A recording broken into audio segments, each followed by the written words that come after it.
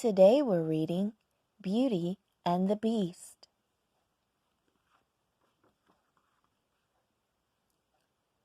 Once upon a time, in a faraway land, a young prince lived in a shining castle. Although he had everything a person could want, he had no love in his heart. One winter's night, an old woman came to the castle begging the prince for shelter from the cold. In return for this kindness, she offered him a single perfect rose.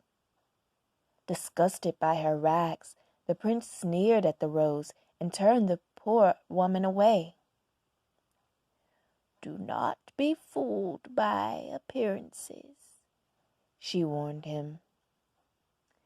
"There is beauty to be found within all things."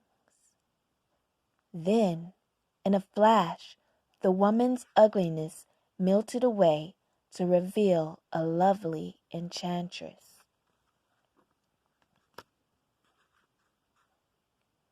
As punishment for his selfishness, the enchantress turned the prince into a hideous beast, the castle into a dark fortress, and the servants into household objects.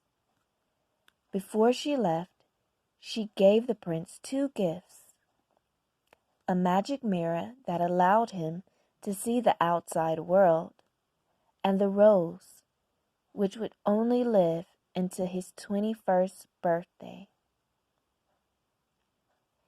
If you learn to love another and earn her love in return before the last petal of the rose has fallen, said the enchantress, the spell will be broken. If not, you will remain a beast forever.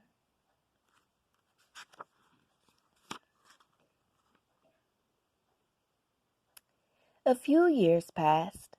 One day, in a village not far from the castle, a young girl named Belle was crossing the town square. Belle loved to read, and as usual, she had her nose in a book. The handsome but conceited Gaston watched her. Gaston admired Belle almost as much as he admired himself. "She is the girl I am going to marry," he declared. When Belle got home, her father Maurice greeted her excitedly. "I've just finished my latest invention," he exclaimed. "I hope it works."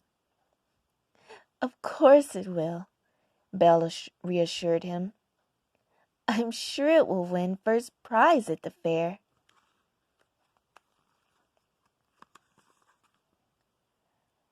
That afternoon, Maurice hitched his invention to his horse, Philippe, and set off for the fair. But Maurice and Philippe became lost as they rode through the forest. Suddenly they heard howling wolves. The frightened horse reared up in alarm, sending poor Maurice flying through the air. Maurice got up quickly and ran down a hillside, with the wolves snapping at his heels. He saw an iron gate, slipped through it, and slammed it shut just in time. He followed a path until he came to a dark, forbidding castle.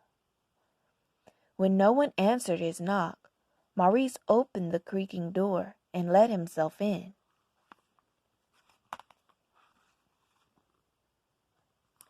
No sooner was he inside than a strange thing happened. A candlestick bowed and began talking to him.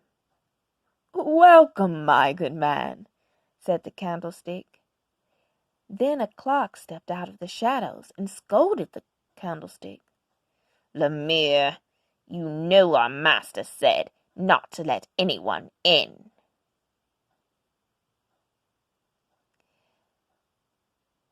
"Oh, but now that he's here, Cogsworth," said Miss Potts, a talking teapot, "we must be kind to the old gentleman." Her teacup son, Chip, agreed. So they gave Maurice some tea, a bite to eat, and a chair to rest in. Suddenly, a dreadful beast burst into the room. "A stranger!" he roared. "What are you doing here?" "I just needed a place to stay," said Maurice timidly. "I'll give you a place to stay," shouted the beast. Then he scooped Maurice up in his hairy paws and carried him off to the dungeon.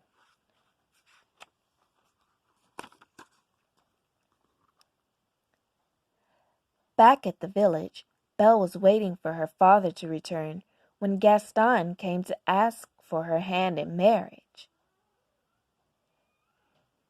Belle tried to say no politely.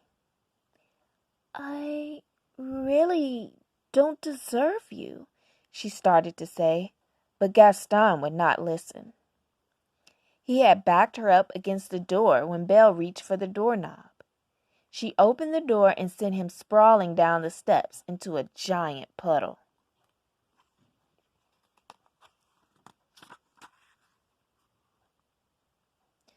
Later, Belle heard Philippe whinnying outside her window.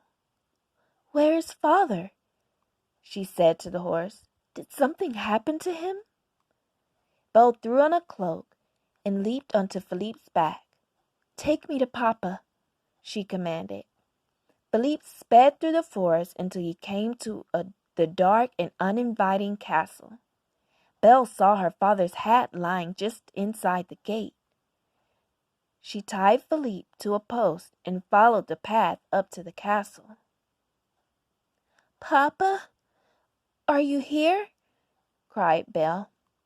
She slowly pushed open the door of the castle and stepped inside. Lemire, Cogsworth, Miss Potts, and Chip quietly followed Belle through the halls. "Isn't she lovely?" whispered Miss Potts. "Perhaps she's the one who will break the spell." Finally, Belle found her poor father locked away in a lonely cell. She was reaching out to touch his hand when the beast suddenly appeared. Trembling with fright, Belle asked the beast to let her father go. He is an old man," she begged. "Take me instead." "Very well," said the beast. "But you must promise to stay here forever." "You have my word," replied Belle. Then before Belle could say a proper goodbye, the beast dragged Maurice away and sent him home in an enchanted coach.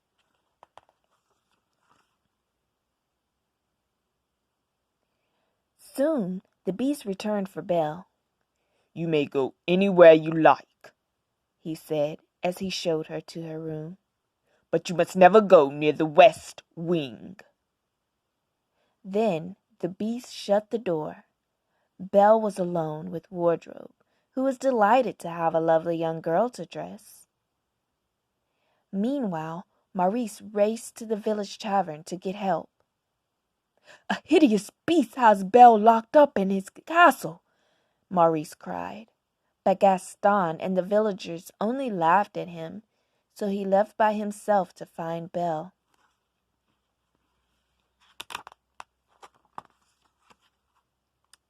Later that night, Belle sneaked out of her room to eat and explore the castle.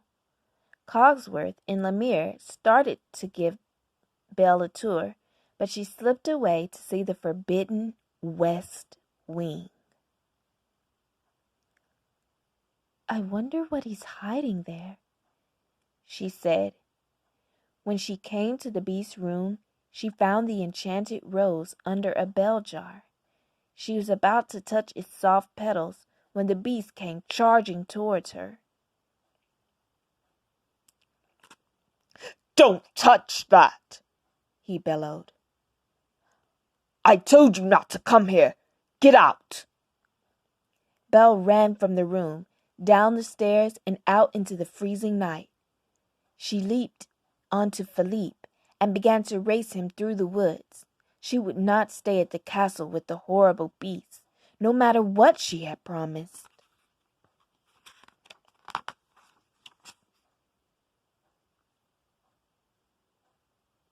Suddenly, a pack of prowling wolves crept from the darkness, their yellow eyes flashing in the night.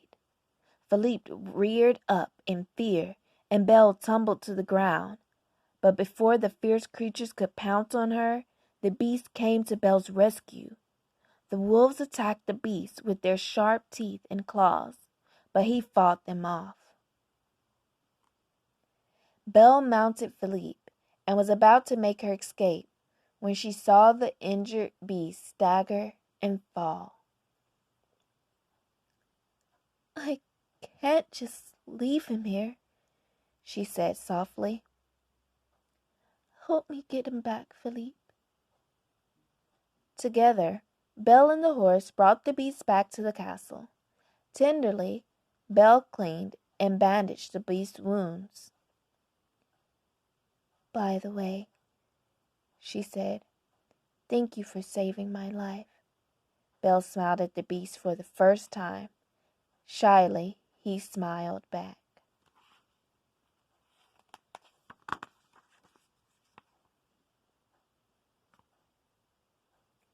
In the days that followed, the beast took Belle for walks in the garden, and he showed her his library.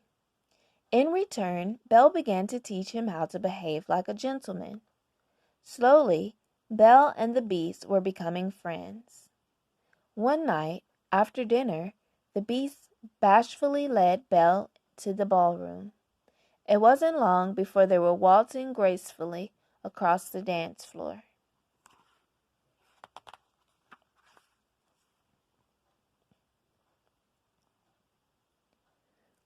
Are you happy here? The beast asked. "Yes," said Belle. "If only I could see Papa." There is a way, said the beast, handing her the magic mirror. Belle gasped at the sight of her father, sick and lost in the forest. You must go to him, said the beast sadly. Take the mirror with you. Belle found her father, and with the help of Philippe, she got him home to bed. Soon Maurice was well again. Not long after, a strange man came to their door. Gaston and the villagers were with him. Gaston tells me that Maurice has been raving about a beast, the man told Belle. I have come to take your father away to the asylum. Never, replied Belle. I will prove to you that my father is not crazy. She held up the magic mirror so that everyone could see the beast.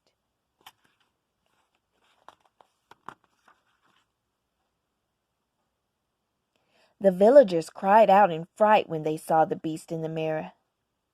That beast is dangerous, Gaston shouted. I say we go to the castle and get rid of him before he harms anyone. Belle tried to stop them, but it was no use. Soon the angry crowd was storming the beast's castle. As Gaston ran upstairs to search for the beast, the villagers broke into the dining hall, but the beast's loyal servants were ready and waiting to attack. The villagers were no match for the pitchers, clocks, footstools, and brushes. Soon they turned and fled from the castle in defeat.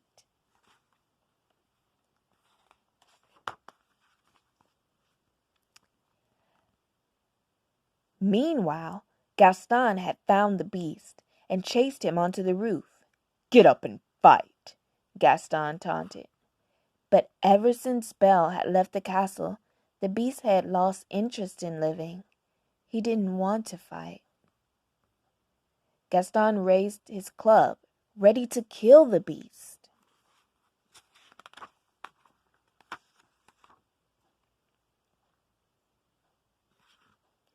At the sight of her, the beast's spirit returned, and he blocked the... Oh, sorry, everyone. I skipped a part.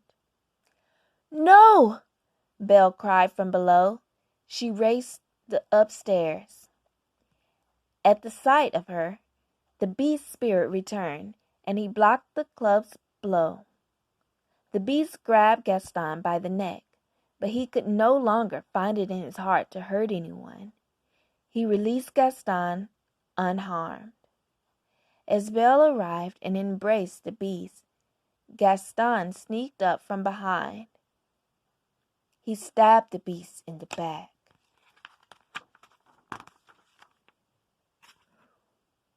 Roaring in pain, the beast struck out at Gaston. Gaston took a step backward and lost his balance. With a terrible scream, he fell from the roof and was gone forever. The beast took a step toward Belle and then collapsed from his wounds.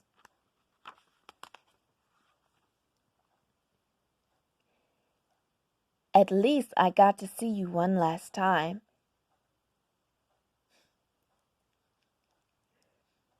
At least I got to see you one last time, said the beast.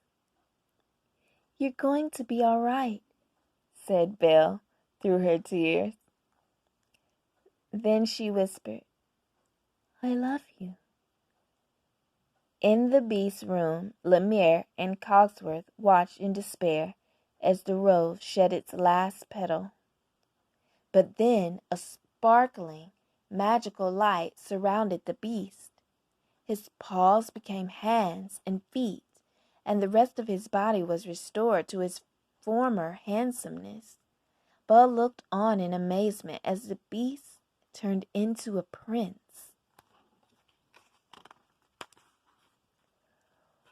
One by one, the objects in the household became human again. The spell was broken. The prince and Belle looked into each other's eyes. As they kissed, they knew they would live happily ever after.